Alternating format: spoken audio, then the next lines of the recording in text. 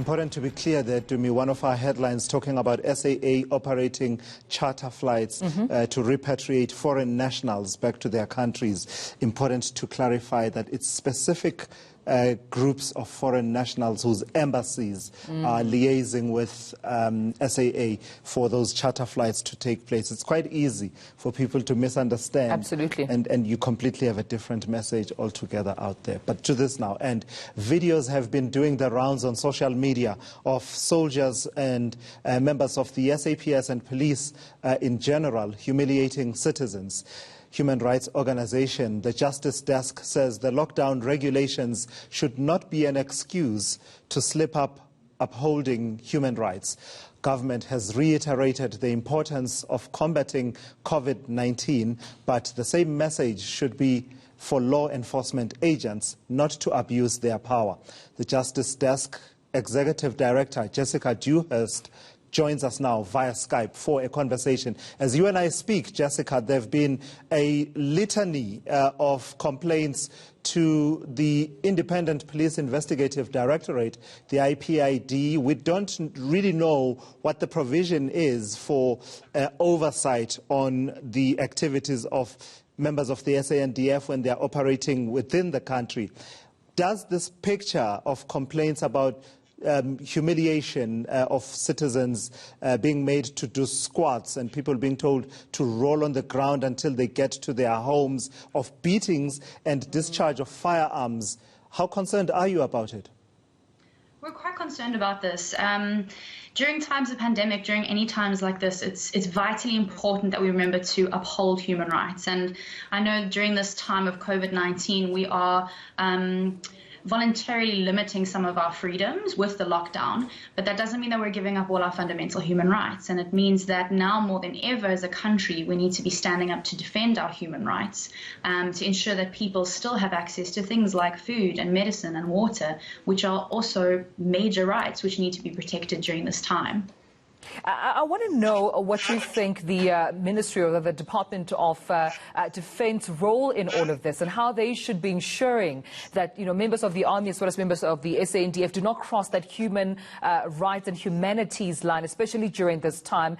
Could they play an more active role, you think? Hugely so. I think that all our security forces and our police need to be properly trained in how to actually engage with citizens, especially on the streets in difficult situations. I think this is a very stressful and difficult time, especially in our township communities. We have families who are having to make the choice between starvation and COVID-19. And at the end of the day, when you have your families who are starving, especially children, parents will make a decision to go outside to make sure that they can care for their families. So I think what we need to try and do is help our law enforcement to understand the bigger picture here, which is that, yes, lockdown is vitally important, but they need to understand the context that our South African people are currently living in, which is that COVID is a major effect on their lives, but it's not the only effect that's happening right now. There are major systemic injustice issues which they are also dealing with on top of COVID. So I believe a lot of training still needs to go into assisting our police in how to deal in high stress situations, how to deal in situations of conflict. Because a lot of South Africans will step forward and say, well, why do I have to go home? I have to feed my family. I have questions. But instead of turning to violence, we should be turning to education and training and helping South Africans to come on board with understanding why a lockdown is so important. But we can't do this if our response is immediately violence and humiliation and violating human rights, because our people will then not respect anything that our law enforcement says. They're supposed to be defending human rights. They're not supposed to be violating them. Yeah. So put a demographic and perhaps class hue to it and paint it for me then, Jessica. Because I was just thinking about, where I live, if I venture outside, the likelihood of me being shot at with rubber bullets without being asked any question is actually, frankly, zero at the moment. But if I lived in Diepsloot, and all I wanted to do was to go buy bread. I mean, our colleague Michael Appel encountered a man who was on his way to the bank to pay his rent for the month. Right. He was even more compliant than you and I usually are, because he was even carrying that other form that not many people printed.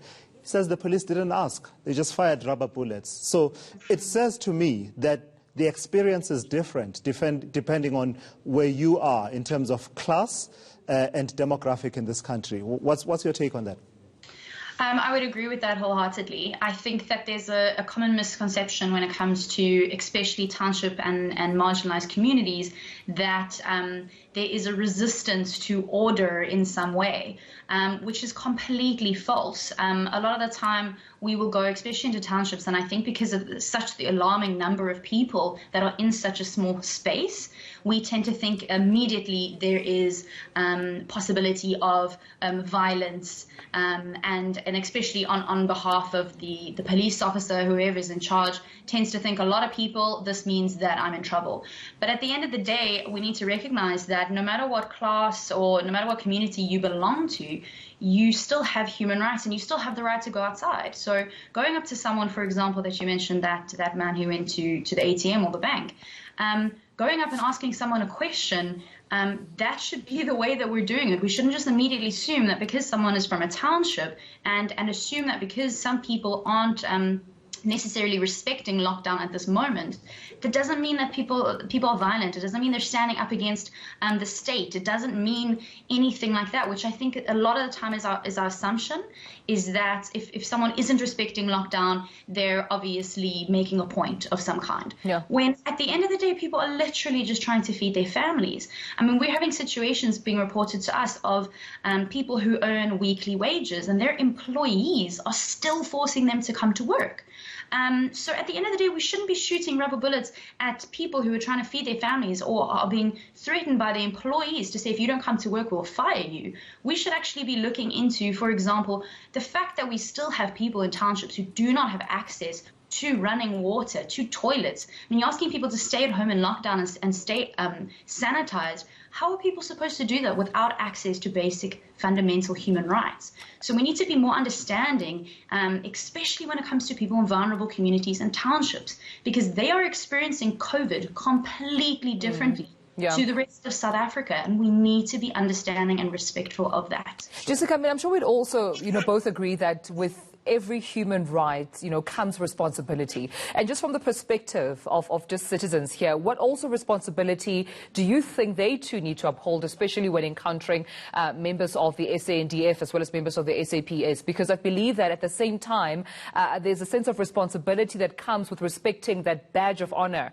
and, that sense of authority that they also contribute to society. So when tables are turned, what is that responsibility? Hugely so. With rights comes responsibilities. You cannot separate them. And I think for every South African, it's important now more than ever to try and listen to law enforcement as much as possible. If there is something that you feel you need to communicate, we need to try and communicate using words, not violence either. I think that's hugely important. But I do find, and a lot of information that we're receiving as an organization, is that people have, all of a sudden they're seeing the army in their community telling them to stay indoors. But a lot of people still do not know why. A lot of people have not properly been educated as to what COVID is and what it can potentially do to our entire country, never mind your individual community. So a lot of the time I would say to everyday South Africans is try to educate each other, get the message out there as soon as possible, and frequent updates on information, because the more information we have, the more equipped we will be to understand our responsibility, and we'll be much more likely then to listen to a police officer who says you need to get indoors. So I think a huge thing for us still in this country, yes, lockdown is incredibly important, but unless the people of South Africa understand why the lockdown is happening and has access to really good quality information, I don't see why people would understand the importance of it, and therefore when it comes between going to draw out money at the bank or pay my rent or go get food or medication, I understand completely why people would make that choice. All right, Jessica Dewhurst, thank you so much for joining us. Your Skype line is crystal clear. I would ask you who your service provider is, but then I'd risk giving them free advertising.